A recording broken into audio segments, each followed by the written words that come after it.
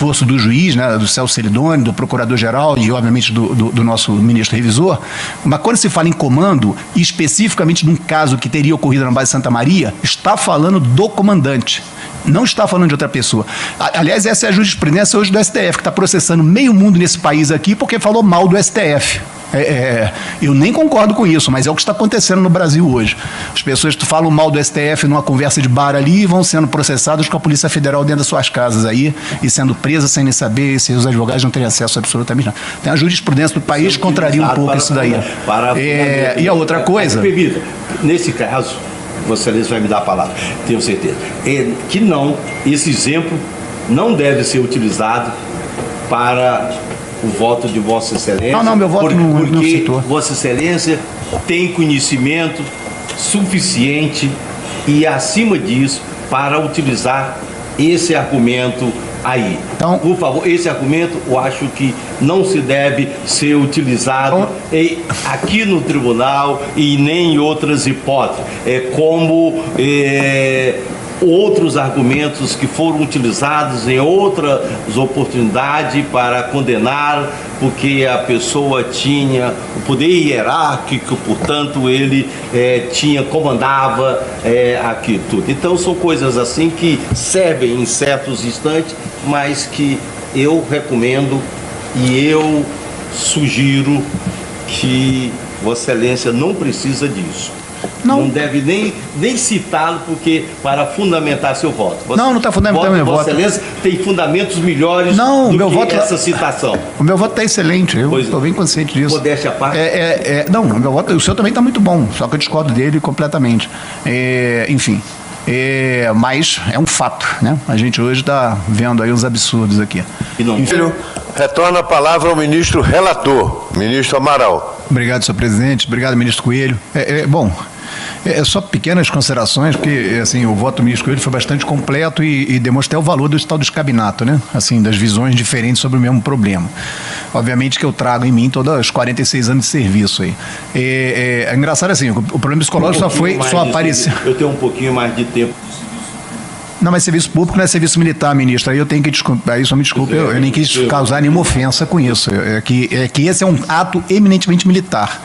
Se o senhor fosse contar para o senhor quantas vezes eu fui transferido para onde eu não quis, e se eu fosse entrar na justiça, eu não tinha chegado onde cheguei. Aliás, quase todas as minhas transferências foi para onde eu não quis. Só isso. Então, não foi isso que eu coloquei. Não tentei ofendê-lo, gostaria que o senhor me... Agora a palavra está comigo. A palavra está comigo e eu não busquei ofender o senhor. Gostaria que o senhor respeitasse, só isso. Eu só falei que o meu voto está baseado em 46 anos de serviço, e é só isso, mas não estou nem rebatendo o que o senhor está falando, não. Eu acho que o escabinato é bom em respeito, acho que o seu voto foi bastante profundo. Agora, o problema psicológico foi só após o IPM. O pai dele faleceu em 2021. A denúncia foi recebida em 4 de agosto de 20, então não deve ter influenciado o mau humor dele com a Força Aérea, né? Agora, que Deus o tenha, tenho aí a minha solidariedade cristã. O juiz da vara federal fala em princípio de economicidade. Isso é uma invasão completa e uma inversão total de valores. Entendeu? Não tem esse tipo de análise, não está sob a competência de juiz federal se manifestar com relação à economicidade. Na verdade, ele foi transferido legalmente para outro lugar e se manifestou contra, e sem problema, procure a Justiça Federal. Agora, a gente utilizar como argumentação de que o juiz federal, assim, acho que fere totalmente aí fora do contexto, né? Lembro também que essa transferência foi liminar, né? E digo para o senhor, digo também para todos, a medida será revista. Obviamente, como tinha perigo in mora aí, o perigo e a fumaça do bom direito, ou seja, pode ser que tenha alguma coisa errada, dá liminar, mas analisando o processo vai ver que foi totalmente legal. E é irrelevante para o caso, né? Se vai dar, se não vai dar, porque realmente o que não foi feito consideração sobre isso, foi feito consideração sobre crítica indevida ao ato de superior, que é o 166, não tem a ver com se vai ser confirmada ou não. Eu entendo o esforço do juiz, né, do Celso Celidoni, do procurador-geral e, obviamente, do nosso ministro revisor, mas quando se fala em comando, o fato de que ele estava só falando, ele não tinha vontade de criticar o ato do comando. Então, ele estava criticando o quê? No método de transferência, quando ele diz que o método é de peixada. Quando ele tem toda uma normatização que é utilizada. Eu só me desculpe, ele está realmente criticando o comandante.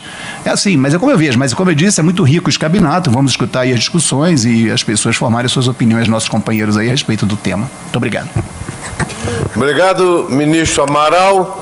Passo a palavra ao ministro Joseli. Muito obrigado, senhor presidente, senhora ministra, senhores ministros.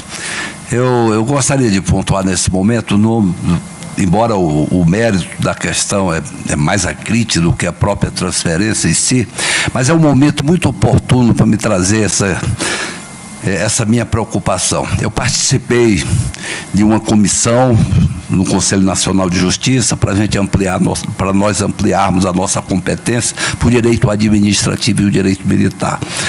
Foi uma discussão muito profunda que nós fizemos, 2 anos de debate sobre esse tema, e o ministro Lewandowski era o presidente do STF.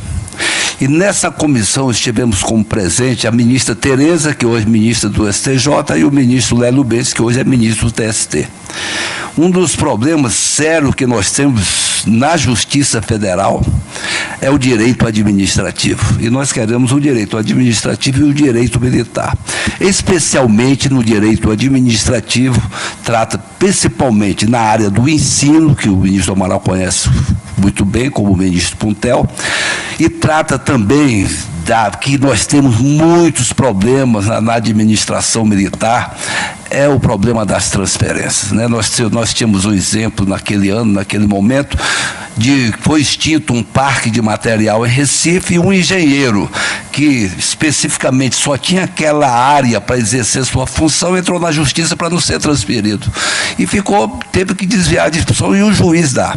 Nas discussões foi interessante que uma desembargadora ficou até um pouco irritada comigo, porque ela falou, mas ministro, o senhor acha que nós não conhecemos, não entendemos do direito para decidir? Eu falei, olha, a senhora nunca estudou essa matéria, como que a senhora vai saber? Nunca a senhora estudou o direito militar. Então o que é que o juiz faz? É muito mais fácil ele dar uma liminar e sentar em cima do processo, que acontece, eu falei para essa desembargadora, e depois, então, de anos de muita insistência da aeronáutica em cima, é que ele vai realmente no mérito e tal. Então, eu falei na segunda-feira, tive a oportunidade de conversar com esses 2 ministros, a Tereza e o ministro Lélio Bentes, que eu ia voltar a esse assunto, porque a PEC está pronta para que nós possamos dar entrada. Ficamos esperando que o Conselho Nacional de Justiça levasse ao Congresso, não levou, nós vamos levar pelo Executivo. Falei isso com o Lélio Bentes. Nós temos uma dificuldade que é a JUF, né? A Associação dos Juízes Federais, realmente, elas, como são associações corporativas, elas entendem que perder poder não pode, porque perder competência é perder poder. Então, eu queria apenas trazer esse assunto. Então, sobre essa matéria, é um problema que as forças têm sentido profundamente. Eu já adianto o meu voto, eu vou votar com o ministro Amaral, com todas as vênias ao ministro Coelho. Muito obrigado. Obrigado, ministro Joseli. Passa a palavra ao ministro Puntel. Eu não tenho dúvida que houve uma crítica ostensiva ao comandante. Houve uma crítica ostensiva aos superiores e seus atos. Isso é quebra de disciplina, quebra da hierarquia. Isso, nessa corte, nós não podemos condescender com esse tipo de quebra de hierarquia e de disciplina, que ostensivamente esse sargento publicou suas críticas aos seus superiores. De maneira nenhuma, essa corte pode permitir a quebra da hierarquia e a quebra da disciplina. De maneira que eu já vou adiantar meu voto junto com o nobre ministro Brigadeiro Amaral. Obrigado, ministro Puntel. Passo a palavra ao ministro Carvalho.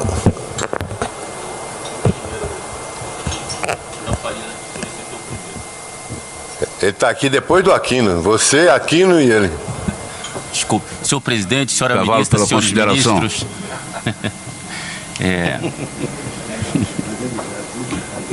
Eu vou fazer algumas... Ele viu a atividade, né? Na hora. Estamos falando disso? A disciplina é muito arraigada entre nós militares, decano. Ele viu o ministro, oficial geral mais antigo, ministro mais antigo. Como é que eu vou falar de atividade e hierarquia aqui, fazendo logo isso? Não é?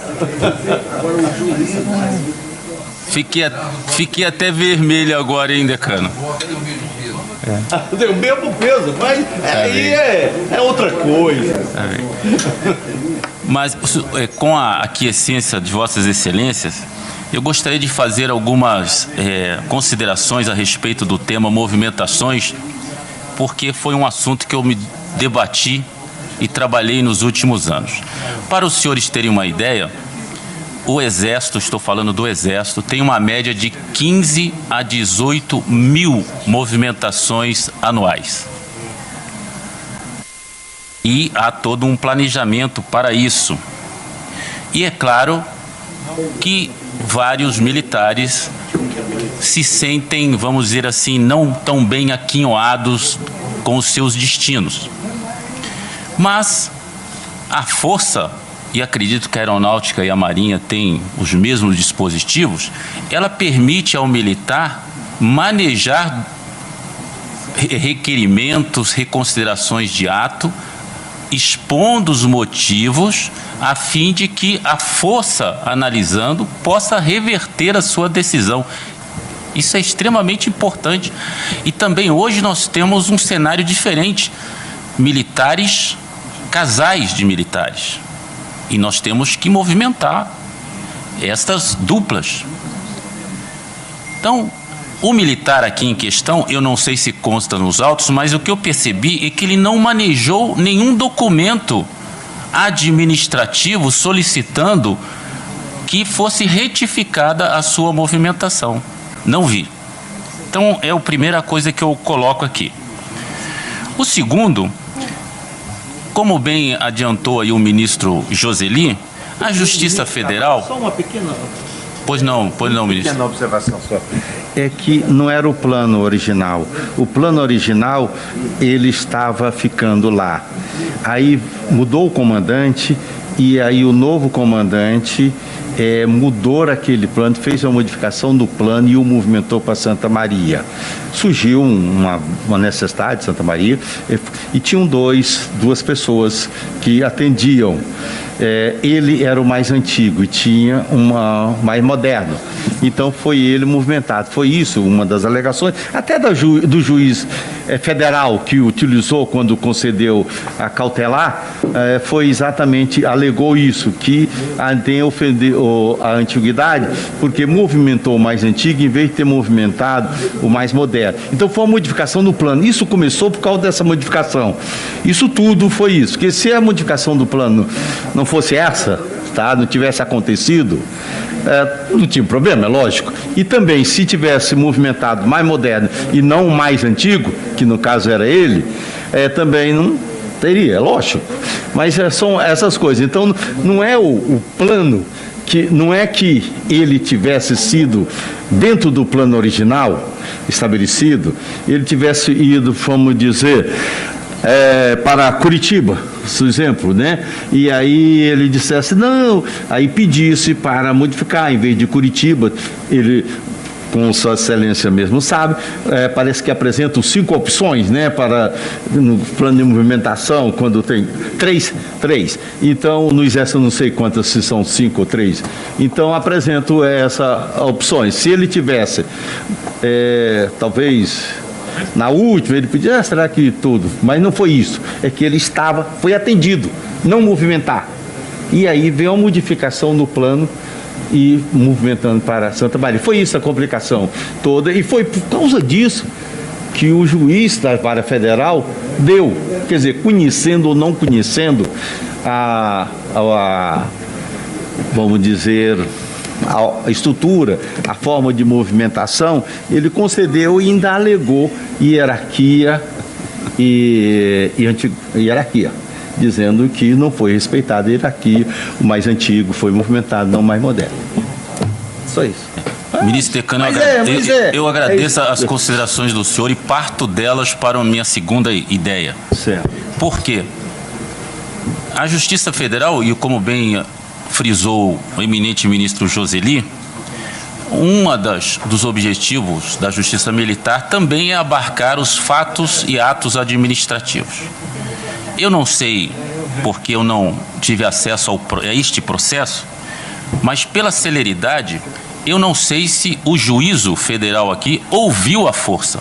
ele decidiu com base nos argumentos do querelante, que entrou, e depois ele vai ouvir a força. Então, nós não sabemos se esses dados sobre os quais o juízo trabalhou, se eles realmente se coadunam com a realidade.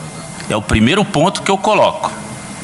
Então, agora ele vai ouvir a força vai colocar os argumentos, e a gente não sabe se realmente tudo que está no processo... Ouviu? Então, ouviu a força e decidiu ouvindo a força. Muito bem.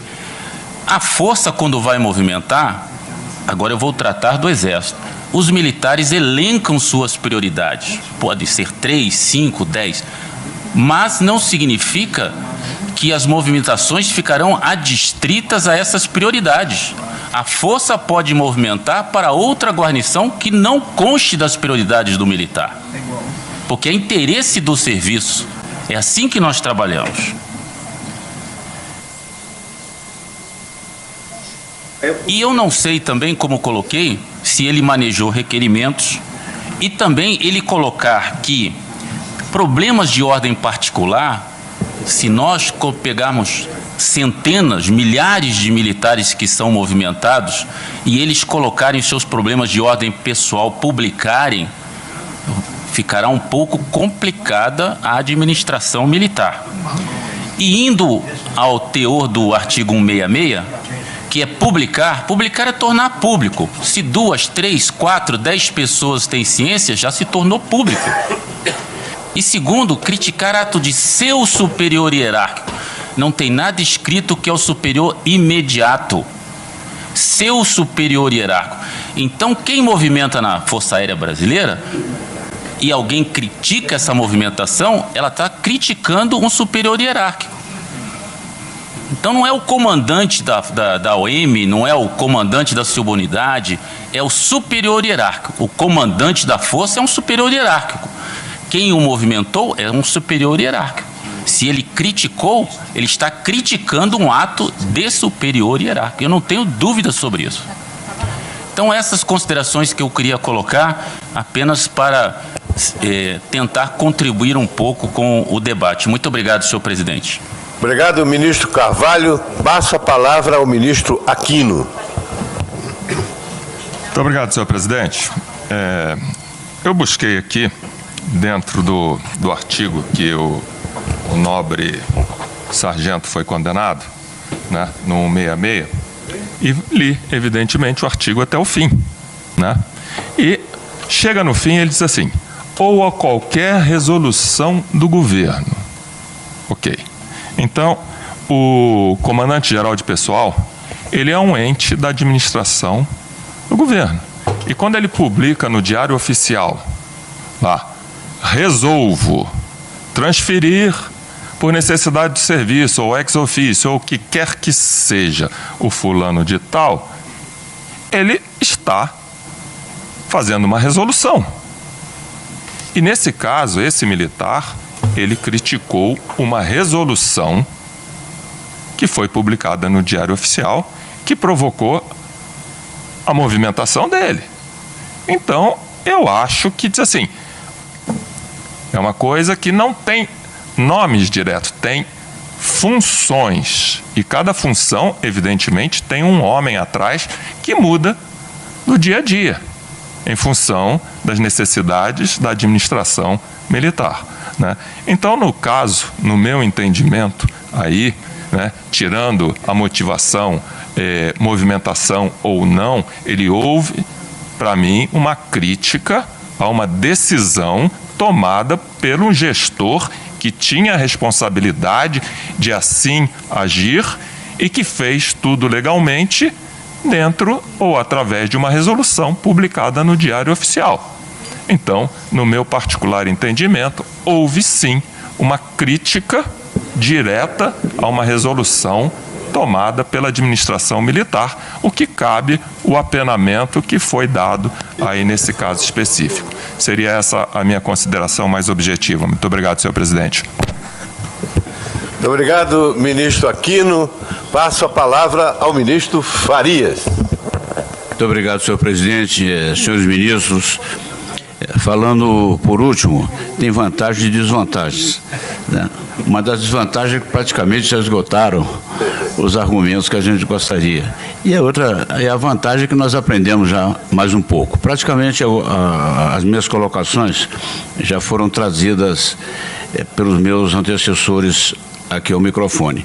A experiência, especialmente do ministro Carvalho, que está chegando do DGP, e a nossa experiência, eu tive a oportunidade de conviver 2 anos com o nosso ministro-presidente no DGP também. Tá?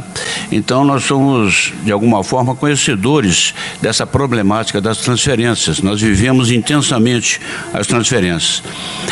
O que eu lembro, algumas coisas da nossa profissão, é que quando a gente escolhe a carreira das armas, a carreira militar, a gente sabe que nós vamos nos ajustar às regras da instituição. A hora que nós abraçamos é como qualquer profissão. O jogador de futebol que não quer se concentrar, não vai ser jogador de futebol, vai ter concentração na vida dele, vai ter isso, não tem dúvida. O médico vai tirar plantão, não tem dúvida. Né? A movimentação faz parte da nossa carreira. E por que nós temos que nos movimentar? Necessariamente nós temos que ter conhecimento do território nacional, nós temos que ter vivência nacional. Isso é a necessidade. A gente vem, o efetivo militar vem de todas as partes do Brasil. Então não adianta nós queremos ficar naquela região que nos interessa, não é bem assim a nossa carreira. A nossa carreira é conhecimento do território nacional, adequação às particularidades da população, da nossa gente. E isso é que nos dá condições de conduzirmos em qualquer espaço territorial brasileiro a nossa condição de comandante. Nós temos essa vivência para isso. Eu lembro alguns aspectos do nosso tempo de DGP, uma delas era o nosso chefe dizendo para mim, né, que o que Deus uniu, o homem não pode e não deve separar. Então, se o oficial ou o sargento está indo para algum lugar, a esposa é temporária ou não, você arranja uma maneira mais de colocar a esposa perto do marido. Não vamos separar a família desnecessariamente, né? A outra experiência que nós tivemos também, que eu trago para os senhores, tá, desses interesses pessoais que a força não pode atender naturalmente, é que na minha época, não sei depois, ministro Carvalho, a guarnição mais insalubre do Brasil para o Exército era, na época, Juiz de Fora. Mas como Juiz de Fora era mais insalubre? Era mais insalubre. Porque todo mundo que ia para Juiz de Fora, quando ia ser movimentado, estava doente, não podia sair de Juiz de Fora. Não tinha como movimentar de lá, pô. Arranjava lá, ou era o filho que estava doente, ou era a sogra que ia morar com ele que estava doente. E nós tínhamos, inclusive, um excesso de contingente em Juiz de Fora. Por quê? Porque outros militares que tinham direito, que tinham passado 3, 4 anos na fronteira, escolhiam Juiz de Fora. Juiz de Fora tem algumas qualidades, assim, em termos de vida, né? Perto do Rio de Janeiro, tem colégio militar, tem PNR, então é muito procurado. E essas pessoas não queriam sair de lá.